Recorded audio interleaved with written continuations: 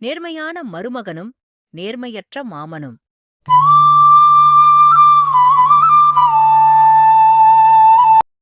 முன்னொரு காலத்துல ராமு மற்றும் சோமுன்னு 2 சகோதரர்கள் இருந்தனர். ராமு ரொம்ப பணக்காரரா இருந்தாரு. சோமு ரொம்ப ஏழையாக வாழ்ந்து வந்தார். சோனமுவுக்கு சிதம்பரம் அப்படின்னு ஒரு பையன் இருந்தான். சோமுவும் அவன் மகன் சிதம்பரமும் சேர்ந்து தங்கள் ஆடு மாடுகளை பார்த்துக்கொண்டு வாழ்ந்து வந்தனர். இந்தாப்பா சிதம்பரம், இன்னைக்கு அப்பாவுக்கு உடம்பு சரியில்லை. அதனால நீயே நம்ம கால்நடைகளை பார்த்துக்கோ. எல்லாருடைய வீட்டுக்கும் போய் பால் அப்புறம் முட்டைகளை வித்திடு. நான் இன்னைக்கு கொஞ்சம் ஓய்வு எடுத்துக்கிறேன் அப்பா. சரிங்கப்பா, நீங்க சொல்ற மாதிரியே நான் பண்ணி விடுறேன். இன்னைக்கு நானே எல்லாத்தையும் பாத்துக்கிறேன். நீங்க முதல்ல ஓய்வு எடுங்கப்பா. உடம்பு சரியானதுக்கு அப்புறம் 2 பேரும் சேர்ந்து பார்த்து கொள்ளலாம். இப்படி தங்கள் ஆடு மாடு மற்றும் கோழி மூலம் வருகிற பொருள்களை வைத்து மிகவும் சிரமப்பட்டு தங்கள் வாழ்க்கையை நடத்தி வந்தார்கள். தம்பி, எனக்கு இப்ப வர வர ரொம்ப உடம்பு சரியில்லை. நான் இன்னும் எவ்வளவு நாள் இருப்பேன்னு எனக்கு தெரியல. அதுக்குள்ள உனக்கு ஒரு நல்ல வேலை இருக்கணும். நான் தான் இப்படியே பரம ஏழையாகவே வாழ்ந்துட்டேன். ஆனா நீயாவது நல்ல சாப்பாடு சாப்பிட்டு நல்ல உடை உடுத்திட்டு சந்தோஷமா இருக்கணும்னு நான் நினைக்கிறேன். எங்க அண்ணன் அவ்வளவு பணக்காரரா இருந்தாலும் நான் ஏழையாகவே வாழ்ந்து என் காலத்தை போக்கிவிட்டேன்.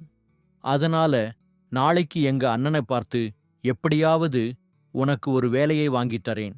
நீ அதை பொறுப்போடையும் கவனமாகவும் நேர்மையாகவும் செய்.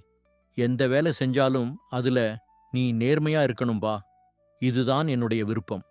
சரிங்கப்பா, நான் எவ்வளவு துன்பம் வந்தாலும் நேர்மையாக நடந்து கொள்கிறேன். நீங்க சொன்ன மாதிரியே நல்ல வேலையா பார்த்து எப்படியாவது முன்னேறி விடுறேன். நீங்க கவலைப்படாதீங்கப்பா. தன் அண்ணனிடம் உதவி கேட்கலாம் என்று விடியற்காலையில் தன் மகன் சிதம்பரத்தை அழைத்துக் கொண்டு சோமு அண்ணன் வீட்டிற்கு சென்றான். வாடா சோமு, எப்படி இருக்க? பார்த்தே ரொம்ப நாள் ஆச்சு. நீ வெளியில அங்கங்க கஷ்டப்படுறதுக்கு என் வீட்டிலேயே வந்து மாடு மேய்க்கலாம். இல்ல இன்னொருத்தங்களுக்கு கொடுக்கிற கூலிய உனக்கு கொடுக்கறேன். நீதான் என்னமோ என் பேச்சையே கேட்க மாட்ட. இல்லண்ணே, நம்ம அப்பா என்கிட்ட கொடுத்த மாடு என்னமோ என்கிட்ட தான் இருக்கு. அதுவே எனக்கு போதுன்னே. நீங்க எந்த சொத்தையும் எனக்கு தராம என்னை ஏமாத்தி எல்லாத்தையும் நீங்களே வச்சுக்கிட்டீங்க. நானும் உங்ககிட்ட சண்டை போடக்கூடாதுன்னு எல்லாத்தையும் விட்டுட்டேன். ஆனா இன்னைக்கு ஏன் காலத்துக்கு அப்புறம் என் பையன் கஷ்டப்படக்கூடாது. அதனால அவனுக்கு கணக்கெழுத்துற வேலையாவது கொடுங்கண்ணே. நான் ரொம்ப கஷ்டப்பட்டு அவனை கொஞ்சம் படிக்க வச்சிருக்கேன். அதனால அவனுக்கு கணக்கு எழுதுற வேலை போட்டு கொடுங்க. என்ன மாதிரி மாடு மேய்ச்சு அவன் கஷ்டப்பட வேண்டாம். என்னது, நான் ஏமாத்தினா? நீயும் நம்ம அப்பாவும் பிழைக்க தெரியாம நேர்மை நீதின்னு பேசி எல்லாம் இழந்துட்டீங்க. நான் ரொம்ப கஷ்டப்பட்டு இந்த சொத்தை சேர்த்து வச்சிருக்கேன். இப்ப என்னடான்னா, உன் பையன் இங்க கூட்டிட்டு வந்து அவனுக்கு வேலை போட்டு கொடுன்னு சொல்ற. நான் தான் ஏமாத்தினேன்னு சொல்றல. நீ உன் பையனுக்கு வேற யார்கிட்டயாவது உதவி கேளு. என்னால எதுவும் செய்ய முடியாது. முதல்ல இங்க இருந்து வெளியே போ. ஐயோ, அப்படி நான் சொல்லல அண்ணே. என் பையன் எப்படியாவது நல்லபடியா வாழணும்னு தான் நான் அப்படி சொல்லிட்டேன். என்ன மன்னிச்சிடுங்க அண்ணே. எப்படியாவது என் பையனுக்கு ஒரு வேலை போட்டு கொடுங்க. அதெல்லாம் இல்ல. நீ எவ்வளவு தைரியம் இருந்தா என்னை இப்படி அவமரியாதையா உன் பையன் முன்னாடியே நீ பேசியிருப்ப. அதனால வேலையும் இல்ல, ஒன்னும் இல்ல. மரியாதையா இப்பவே உன் பையன் கூட்டிக்கிட்டு இங்கிருந்து கிளம்பு. எனக்கு தொல்லை கொடுக்காதீங்க. சரிங்க அண்ணே. என் பையனுக்கு என்ன விதி இருக்கோ அவன் அந்த மாதிரியே ஆகட்டும். இனிமேல் எங்களால உங்களுக்கு எந்த தொல்லையும் இருக்காது. நாங்க போறோம். தன் அண்ணன் கூறியதை நினைத்து மிகவும் வருத்தமாக சோமு வீட்டிற்கு சென்றான். சிதம்பரம், இன்னைக்கு நடந்தது நினைச்சு நீ ஒன்னும் வருத்தப்படாதப்பா. உனக்குன்னு கடவுள் ஒரு எதிர்காலம் வச்சிருப்பாரு. நீ அதுல நல்லா இருப்ப. என்னுடைய ஆசீர்வாதம் எப்போதும் இருக்கும். இல்லப்பா, நான் எதுவும் வருத்தப்படவில்லை. எனக்கு தன்னம்பிக்கையும் தைரியமும் இருக்கு. நான் எப்படியாவது முன்னேறிடுவேன்பா. நீங்க வருத்தப்படாதீங்க. உங்களுக்கு ஒன்னும் ஆகாதுப்பா. இப்படி தன் மகன் சிதம்பரத்திடம் நேர்மையாக நடக்க சொல்லிவிட்டு சோமு அடுத்த நாள் இறந்து போகிறார். நம்ம அப்பா நம்மள நேர்மையா இருக்க சொல்லிட்டு இறந்து போயிட்டாரு. நாம எப்படி நேர்மையான வழியில பெரிய ஆளா வர்றது? நம்ம போய் நம்ம மாமா கிட்ட கேட்போமா? அவர் ஏதாவது யோசனையாவது சொல்லுவாரு. நமக்கு வேலை தான் குடுக்கல, யோசனையாவது கேட்போம். நமக்குன்னு வேற யாருமே இல்லையே. ஆமா, எனக்கு ஒரு சந்தேகம். அதுதான் உங்ககிட்ட கேட்டு தெரிஞ்சுட்டு போகலான்னு இங்க வந்தேன். என்னடா சிதம்பரம், உனக்கு என்ன சந்தேகம்? கேளு பார்ப்போம். இல்ல மாமா, எங்க அப்பா சாகறதுக்கு முன்னாடி நீ நேர்மையான வழியில பெரிய ஆளா வரணும்னு சொன்னாரு. ஆனா இந்த காலத்துல நீதி, நேர்மை என்று யாருமே இருக்க மாட்டாங்கன்னு நீங்க சொன்னீங்க. அதான் அத பத்தி தெரிஞ்சுட்டு போலாம்னு இங்க வந்தேன் மாமா. நேர்மைதான மாமா ஒருத்தரை பெரிய ஆளாக்கும். அப்படின்னா நீங்க நேர்மையா இல்லாததுனால தான் பெரிய ஆளா இருக்கீங்களா? என்ன, நீயும் உங்க அப்பா மாதிரி நேர்மை, நீதின்னு சொல்ற? இங்க பாரு சிதம்பரம், இந்த காலத்துல நேர்மையா இருந்தா நம்ம பெரிய ஆளா ஆகவே முடியாது. நீயாவது உங்க அப்பா மாதிரி இல்லாம என் கூட சேர்ந்து நான் சொல்றபடி நடந்துக்கோ. அப்பதான் நீ பெரிய ஆளா ஆக முடியும். இல்லனா உங்க அப்பா மாதிரி இந்த ஆடு மாடுகளை மேய்ச்சிக்கிட்டு அதுல வர்ற வருமானத்துல தினமும் சாப்பிட்டு அப்படியே சாக வேண்டியதுதான். இல்ல மாமா, நீங்க சொல்றது ரொம்ப தப்பு. நேர்மையாக தான் இருக்கணும். அப்பதானே நம்ம பெரிய ஆளா ஆக முடியும். சரி, நம்ம வேணா வெளியில போகலாம். நம்ம போகும்போது வர்ற முதல் 3 நபர்கள் கிட்ட நேர்மை பெருசா இல்ல, இந்த காலத்துல நேர்மையா இருக்க தேவையில்லையான்னு கேட்போம். அவங்க எல்லாரும் என்ன சொல்றாங்கன்னு பார்ப்போம். எல்லாரும் நேர்மை பெருசுன்னு சொன்னா நான் வெற்றி பெறுவேன். நான் வெற்றி பெற்றா நீங்க உங்க வீட்டுல உள்ள ஆடு மாடு கோழிகள் அத்தனையையும் எனக்கே கொடுத்துருங்க. நீங்க வெற்றி பெற்றால் நான் வச்சிருக்க ஆடு மாடு கோழி எல்லாத்தையும் உங்களுக்கே தர்றேன். சம்மதமா மாமா? அப்படியா, சரி வா. நீயே உன் விலங்குகள் எல்லாத்தையும் என்கிட்ட கொடுக்கணும்னு நினைக்கிற, நான் ஏன் தடுப்பேன்? வா, வெளியில போய் கேட்கலாம். அப்பதான் உனக்கும் புரியும். இப்படி இருவரும் நடந்து செல்லும் பொழுது முதலாவதாக ஒரு விவசாயியை பார்க்கிறார்கள். அவர் வேலையை முடித்துவிட்டு சோர்வாக நடந்து வந்து கொண்டிருந்தார். ரொம்ப கொஞ்சம் நில்லுங்க. ஒண்ணும் இல்லப்பா, ஒரு கேள்விக்கு மட்டும் பதில் சொல்லிட்டு நீங்க போங்கப்பா. அதாவது, என் மருமகனுக்கு இந்த உலகத்துல நேர்மையா இருக்கிறது நல்லதா, இல்ல நேர்மையா இருக்கிறதால எந்த பயனும் கிடைக்காதான்னு ஒரே சந்தேகம். அதுதான் கேக்குறேன். நீங்க சொல்லுங்கப்பா, நேர்மையா இருக்கலாமா, இல்ல நேர்மையா இருக்கிறது வீணா? நான் என்னங்கய்யா சொல்றது, உங்களுக்கு தெரியாததா? இதோ நாள் முழுக்க வேலை பார்த்து என் எஜமானுக்கு எவ்வளவோ உதவி செய்தாலும் நான் அவர் கண்ணுக்கு தெரிகிறதே இல்லை. எனக்கு கம்மியான சம்பளம் கொடுத்து அனுப்பிவிடுகிறார். ஆனால் பக்கத்திலேயே இருக்கிற கணக்கு பிள்ளைய மட்டும் நல்ல சம்பளம் கொடுத்து பக்கத்துல வச்சிருக்கிறாரு. அந்த கணக்கு பிள்ளை எவ்வளவு ஏமாத்தினாலும் இவருக்கு தெரிவதில்லை. அதனால இந்த காலத்துல போய் நேர்மைய பத்தி நினைக்கவே முடியாது. நேர்மையா இருந்தா என்ன மாதிரி கஷ்டம்தான் வரும். விவசாயி கூறியதைக் கேட்டு சிதம்பரம் மிகவும் வருத்தப்படுகிறான். பிறகு 2வது ஆளை சந்திக்கப் போகலாம் என்று இருவரும் போகிறார்கள். அப்பொழுது அங்கு ஒரு மந்திரியாரும் நடந்து வருகிறார். அதைக் கண்ட சிதம்பரம், இந்த மந்திரியார் நேர்மைதான் முக்கியம் என்று கூறுவார் என்று நினைக்கிறான். மந்திரியாரே, கொஞ்சம் நில்லுங்க. ஒரு கேள்விக்கு மட்டும் பதில் சொல்லிட்டு நீங்க போங்க. என் மருமகனுக்கு இந்த உலகத்துல நேர்மையா இருக்கிறது நல்லதா, இல்ல நேர்மையா இருக்கிறதால எந்த பயனும் கிடைக்காதான்னு ஒரே சந்தேகம். அதுதான் கேக்குறேன். நீங்க சொல்லுங்கப்பா, நேர்மையா இருக்கலாமா, இல்ல நேர்மையா இருக்கிறது வீணா? நான் என்ன சொல்றது, இந்த உலகத்துல நேர்மையா இருக்குது வீண் தான். காலத்துக்கு ஏத்த மாதிரி நம்மள மாத்திக்கிட்டு எப்படி முன்னேறணுமோ அந்த மாதிரி முன்னேறணும். நேர்மையா இருக்கிறது பயனே தராது. நான் மன்னருக்கு எவ்வளவுதான் நேர்மையா இருந்தாலும் மன்னருக்கு என் மீது சந்தேகம் தான் வரும். அதனால இந்த காலத்துல யாருக்கும் நம்ம நேர்மையா இருக்கவே தேவையில்லை. இப்படி மந்திரியாரும் கூறியதைக் கேட்ட சிதம்பரத்திற்கு தான் இந்த போட்டியில் தோற்றுவிடுவோம் என்று பயம் வந்தது. இறுதியாக அவர்கள் ஒரு முனிவரை கண்டார்கள். இந்த முனிவர் நல்ல தவம் புரிந்த முனிவர். அதனால் நேர்மைதான் முக்கியம் என கூறுவார் என்று சிதம்பரம் நினைத்தான். மரியாதைக்குரிய முனிவரே, கொஞ்சம் நில்லுங்க.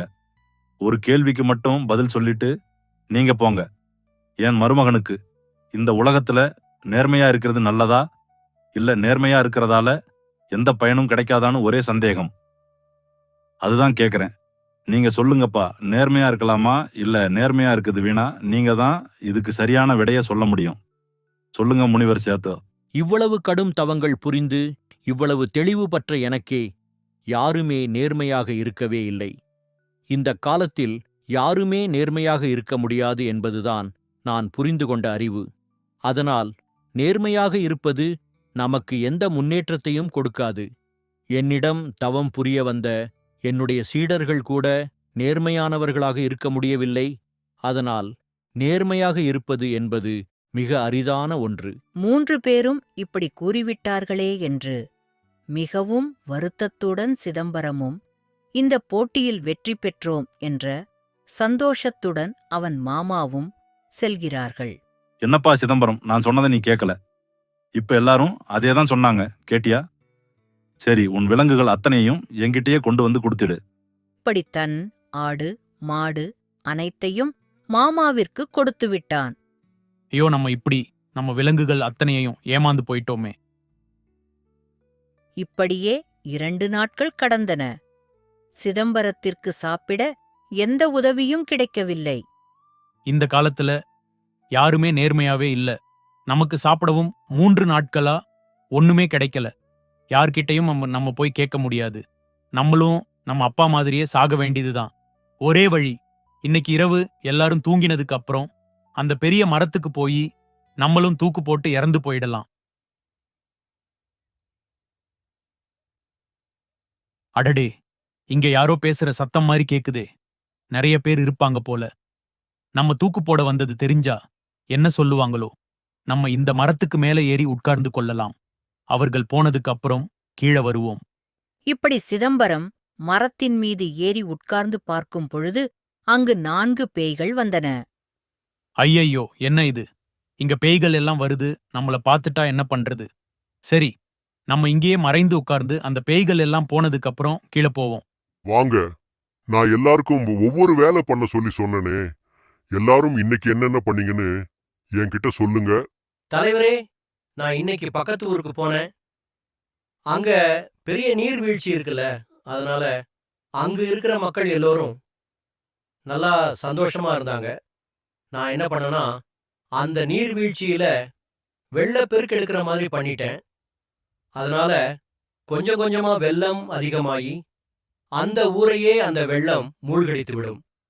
ஆனா அந்த வெள்ளப்பெருக்க தடுத்து நிறுத்தணும்னா, அந்த வெள்ளப்பெருக்கு பக்கத்துல இருக்கிற அந்த 2 மரங்களை வெட்டி துண்டு துண்டுகளாக அந்த அணையின் நீர் வர்ற இடத்துல போட்டுடா, வெள்ளப்பெருக்கு நின்றுவிடும். இந்த செய்தி யாருக்கு தெரிய வரும்? யாருக்கும் இது தெரியாது. அதனால அந்த வெள்ளப்பெருக்கு அந்த ஊரையே அழிக்க போகுது. நமக்கு நிறைய பேர் கிடைக்க போறாங்க. அருமை அருமை, நல்ல காரியம் செய்த. அந்த வெள்ளப்பெருக்க எப்படி நிப்பாட்டணும்னு யாருக்கும் தெரிய போறதில்ல. அதனால நிச்சயமா நமக்கு நிறைய இறந்த உடல்கள் கிடைக்கும். தலைவரே, நான் கொஞ்ச தூரத்துல உள்ள இன்னொரு கிராமத்துக்கு போனேன். அங்கு உள்ள எல்லா கிணறுகளில் இருக்கிற நீரையும் வற்றி போகுமாறு செய்துவிட்டேன். இனிமேல் அந்த கிராமத்துல இருக்கிற எல்லாம் தண்ணிக்காக ரொம்ப தூரம் நடந்து போற மாதிரி இருக்கும். இப்ப அந்த வறட்சியில நிறைய மக்கள் சாக போறாங்க. அந்த கிணறுகள்ல திரும்ப தண்ணி வரணும்னா அங்க ஒரு ராஸ்பெரி செடி இருக்கு. அந்த செடிக்கு கீழே தோண்டுனா ஒரு ஊத்து வரும். ஆனா இது யாருக்கும் தெரிய போறதே இல்ல. நமக்கு நிறைய பேர் கிடைக்க போறாங்க. நல்ல காரியம். யாருக்கும் எப்படி தண்ணியை கொண்டுட்டு வரணும்னு தெரிய போறதே இல்ல. நமக்கு தினம் தினம் நிறைய பேர் கிடைக்க போறாங்க. நான் என்ன பண்ணேன்னா, நம்ம மன்னருடைய மகளை நோயுற்ற செய்தேன். அவ படுத்த படுக்கையாய் இருக்கிறாள். அவளை குணப்படுத்தணும்னா ஒரு புகை ஜாடியை கொண்டு அந்த அறை முழுவதும் பரவ விட வேண்டும். அந்த புகை அந்த அறையில் இருந்து போகும்போது அந்த வியாதியும் பறந்து போகும். இது யாருக்கும் தெரிய போவதில்லை. இது தெரியாமல் மன்னர் எப்படியாவது தன் மகளை குணப்படுத்தியே ஆக வேண்டும் என்று சுத்தி கொண்டிருக்கிறார். ரொம்ப ரொம்ப சந்தோஷம். அந்த மன்னர் நம்ம எல்லாரையும் இந்த ராஜ்யத்தை விட்டு துரத்தணும்னு பெரிய பெரிய முனிவர்களெல்லாம் கூப்பிட்டு நிறைய யாகமெல்லாம் பண்ணணும்னு சொன்னாரு. இப்ப அவர் மகள் சாக போறது நினைச்சு அந்த வருத்தத்திலேயே இருப்பாரு. நீ செய்தது ரொம்ப நல்ல காரியம். அவர் மகளும் நமக்கு கிடைக்க போறாள். என்ன இது? அது இந்த பேய்கள் எல்லாம் தான் நமக்கு இவ்வளவு துன்பம் வருகிற மாதிரி பண்ணுது. அப்போ இத்தனை நாளா மக்களுக்கு வந்த எல்லா துன்பங்களையும் இந்த பேய்கள் தான் பண்ணியிருக்கும் போல. சரி, இந்த பேய்கள் போனதுக்கு அப்புறம் நம்ம கீழே இறங்குவோம். பேய்கள் எல்லாம் பேசுவதைக் கேட்டு சிதம்பரம் மிகவும் பயத்துடன் அப்படியே அங்கேயே இருந்தான். அந்த பேய்கள் எல்லாம் சென்றவுடன் கீழே இறங்கினான். நல்ல வேளை, இந்த பேய்கள் நம்மள பார்க்கவே இல்ல. சரி, அவங்க திரும்ப வரதுக்குள்ள நம்ம எப்படியாவது நம்ம வீட்டுக்கு போயிடுவோம். இரவு அந்த பேய்கள் கிளம்பியதும் வீட்டிற்கு கிளம்பிய சிதம்பரம் அடுத்த நாள் காலையில் அந்த வெள்ளப்பெருக்கு சென்று அதை சரிசெய்து எப்படியாவது அந்த மக்களை காப்பாற்ற வேண்டும் என நினைத்தான். அந்த வெள்ளப்பெருக்கு சென்று பார்த்தான். ஊர் தலைவர் அவர்களே, உங்க ஊரின் இந்த வெள்ளப்பெருக்க என்னால நிறுத்த முடியும். இல்லப்பா, இப்படித்தான் நிறைய பேரு என்னென்னமோ வழி சொல்லி எல்லாத்தையும் முயற்சி பண்ணி பார்த்துட்டோம். இப்ப எங்களுக்கு இந்த ஊரை காலி பண்றது தவிர வேற வழியே இல்ல. இல்ல, என்னால இந்த வெள்ளப்பெருக்க நிச்சயமா தடுத்து நிறுத்த முடியும். நான் சொல்ற மாதிரி நீங்க செய்யுங்க. சரிப்பா, கடைசியா நீயும் ஒரு தடவை முயற்சி பண்ணி பாரு. நீ மட்டும் இந்த முயற்சியில வெற்றி பெற்று விட்டால் உனக்கு நாங்க ஒரு வீடு, கொஞ்சம் ஆடு, மாடுகள், அப்புறம் நிறைய சன்மானம் தருகிறோம். நாங்க நீ சொல்றபடியே பண்றோம். இப்படி அந்த பேய்கள் கூறியபடியே அந்த வெள்ளப்பெருக்கின் அருகில் இருந்த மரங்களை வெட்டி அந்த துண்டுகளை அந்த அணையின் நடுவே வைத்தவுடன் அந்த வெள்ளப்பெருக்கு நின்றது. ரொம்ப நன்றிப்பா. நீ சொன்ன மாதிரியே இந்த வெள்ளப்பெருக்க நிப்பாட்டிட்ட. அதனால நான் சொன்ன மாதிரி இங்கே உனக்கு சில பொருள்கள் சன்மானமாக தருகிறோம். அதனை நிச்சயமா எடுத்துக்கொள்ளணும். சரிங்கய்யா, நான் எடுத்துக்கொள்கிறேன். ஆனா நான் இந்த சன்மானத்துக்காக இந்த உதவிய பண்ணல. நான் இதை என்னுடைய நேர்மைக்கு கிடைத்த பரிசா எடுத்துக்கொள்கிறேன். அப்பாடா, இவ்வளவு சுவையான உணவை நம்ம சாப்பிட்டதே இல்லையே. நமக்கு இவ்வளவு சன்மானம் கிடைச்சதுனால இப்படி சாப்பிட முடியுது. சரி, நம்ம நாளைக்கு பக்கத்து ஊருக்கு போய் அங்க அந்த 2வது பேய் சொன்ன மாதிரி இருக்கான்னு பார்ப்போம். இங்கே தண்ணீர் பிரச்சனை இருக்கான்னு முதல்ல நம்ம தெரிந்து கொள்வோம். அப்போதான் அந்த பேய் சொன்னது உண்மைன்னு நம்ம நம்ப முடியும். அம்மா, அம்மா, கொஞ்சம் குடிக்க தண்ணீர் குடுங்கம்மா. ரொம்ப தூரத்துல இருந்து வருகிறேன். தண்ணி வேணுமா? யாருப்பா நீ இங்க வந்து தண்ணி கேக்குற? நாங்களே தண்ணி இல்லாம 38 மைல்கள் நடந்து போய் தண்ணி கொண்டுட்டு வர்றோம். இங்க தண்ணிக்கு ரொம்ப கஷ்டம்பா. யாரும் உனக்கு தண்ணி கொடுக்க மாட்டாங்க. அப்படியா? என்னால உங்களுக்கு உதவி பண்ண முடியுமா? நான் இந்த கிராமத்துக்கு தண்ணீர் கொண்டு வரேன். உங்க ஊர் மக்கள் அனைவரையும் கூப்பிடுங்க. நான் சொல்ற இடத்துல தோண்டினால் உங்களுக்கு தண்ணீர் கிடைக்கும். அப்படியா? உன்னால எங்களுக்கு உதவி பண்ண முடியுமா? நான் எங்க ஊரு மக்களை இப்பவே கூப்பிடுறேன். சீலா, நடேசன், கோபி, எல்லாரும் இங்க வாங்கப்பா. என்ன பாட்டி, எதுக்கு எங்க எல்லாரையும் கூப்பிட்டீங்க? என்ன செய்தி? இங்க பாருங்க, இங்கே இருக்கிற இந்த தம்பி நம்ம ஊருக்கு தண்ணி வரதுக்காக ஒரு ஊத்து தோண்ட இடம் சொல்றேன்னு சொல்லியிருக்காரு. இவர் சொன்ன மாதிரி நம்ம கேட்போம். நம்ம ஊருக்கு தண்ணி வந்தா நமக்கு ரொம்ப நல்லதுதானே? இப்படி அந்த பேய்கள் கூறியபடியே அந்த ஊரின் எல்லா கிணறுகளும் வற்றிப்போல் இருப்பதைக் கண்டான். அங்கே அந்த பேய் சொன்னபடி ராஸ்பெரி செடியைத் தேடிக் கண்டுபிடித்து அதை வெட்டிவிட்டு அந்த இடத்தில் ஊற்றினைத் தோண்டியதும் நீர் வந்தது. இங்க பாத்தீங்களா, இது இந்த தம்பி சொன்ன மாதிரியே நம்ம ஊருக்கு தண்ணி வந்துருச்சு. போங்க, போய் எல்லாரும் அவங்க கிட்ட இருக்கிற சன்மானங்களை கொண்டு வாருங்க. இந்த தம்பிக்கு கொடுப்போம். ஆமா, இந்த பாட்டி சொல்ற மாதிரி நம்ம எல்லாரும் நம்மளால என்ன முடியுமோ அதை கொடுக்கணும். நம்ம ஊருக்கு இவர் தண்ணி கொண்டுட்டு வந்து கொடுத்து இருக்காரு. எல்லாரும் என்னென்ன முடியுமோ அதையெல்லாம் கொண்டுட்டு வாங்க.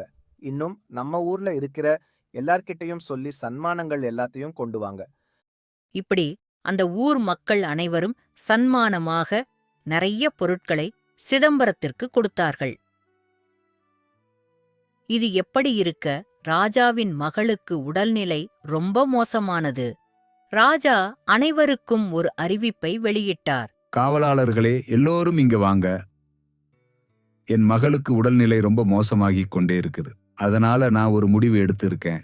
என் மகளை யாரு குணமாக்குறாங்களோ அவங்களுக்கே நான் திருமணம் செய்து வைக்கலாம்னு முடிவு பண்ணியிருக்கேன். யார் என் மகளை குணப்படுத்துறதுக்கு வந்தாலும் உடனடியா என்கிட்ட அழைத்து வாருங்க. இந்த அறிவிப்பை கேட்ட பிறகு ராஜாவின் மகளை குணமாக்க சிதம்பரம் அரண்மனைக்கு செல்கிறான். அவனை காவலாளர்கள் ராஜாவிடம் அழைத்து செல்கிறார்கள். பார்க்க சாதாரணமாக இருக்காயே, நீ என் மகளை நிஜமாகவே குணப்படுத்தி விடுவாயா? நான் கொடுத்த வாக்கை நிச்சயமாக நிறைவேற்றுவேன். நீ யாராக இருந்தாலும் உனக்கு என் மகளையே திருமணம் செய்து வைப்பேன். அவளை நல்லபடியாக குணப்படுத்தி கொடுத்தால் போதும். நீ சென்று என் மகளை குணப்படுத்தி கொடுப்பா. எனக்கு எங்க அப்பாவினுடைய ஆசீர்வாதம் இருக்கு ராஜா. அதனால என்னால உங்க மகளை குணப்படுத்த முடியும். நீங்க கவலைப்படாதீங்க.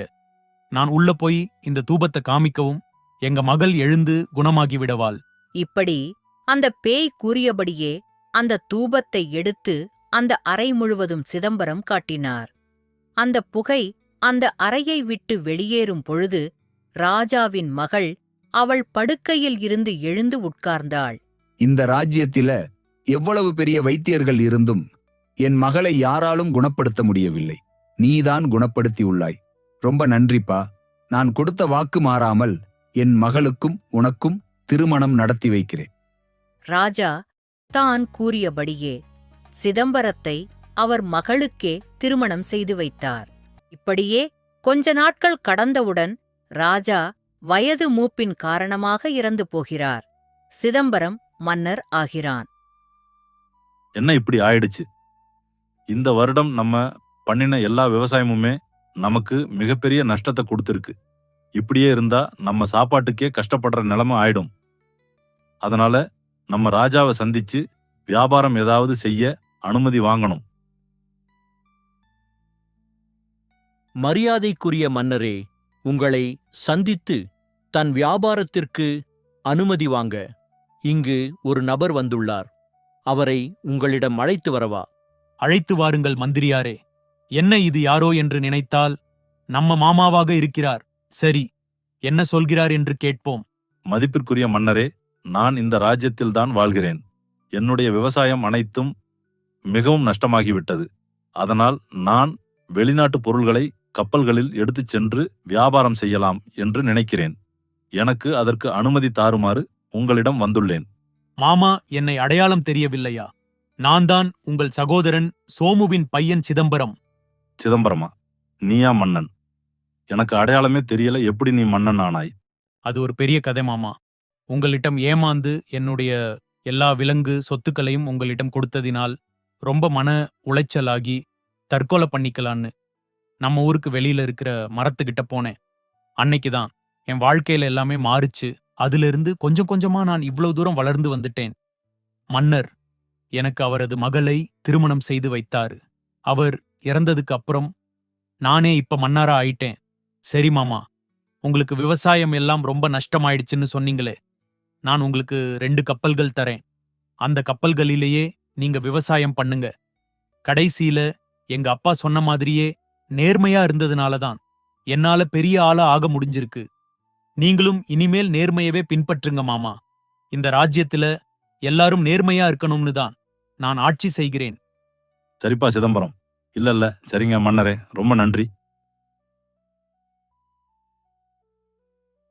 இந்த சிதம்பரம் பையன் அப்பவே இறந்து போயிருப்பான்னு நினைச்சா இப்ப மன்னரா இருக்கான்.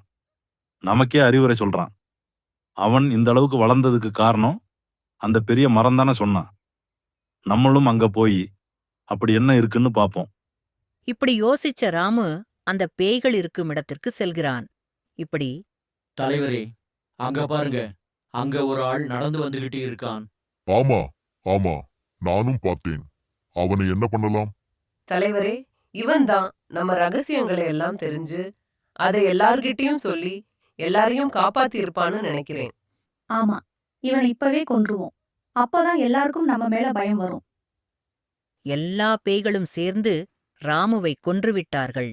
என்னதான் நம்ம வாழ்க்கையில அடுத்தவங்களை ஏமாற்றி வாழ்ந்தாலும் இறுதியில் வாழ்க்கை நம்மளை ஏமாற்றி நேர்மையானவர்களுக்குதான் நன்மை செய்யும்.